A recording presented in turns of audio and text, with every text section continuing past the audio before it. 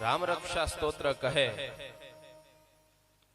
કે ભર્જનમ ભવ બીજાનામ અર્જનમ સુખ સંપદા તર્જનમ યમદૂતાનામ રામ રામેતિ ગર્જનમ. કે આખા ભવના જે દુઃખ હોય આપણા એ વયા જાય અને આપણા ઘરમાં સુખ શાંતિની સમૃદ્ધિ વધે. અને બીજું કીધું તર્જનમ યમદૂતાનામ, કે આપણે યમના દૂતનું તર્જન કરીએ. ક્યારે? કીધું રામ રામેતિ ગર્જનમ. જ્યારે આપણે સંઘે મળી સાથે મળીને રામ રામના જપ કરીએ ને ત્યારે. માટે આવો થોડી ક્ષણ રામ સ્તુતિ દ્વારા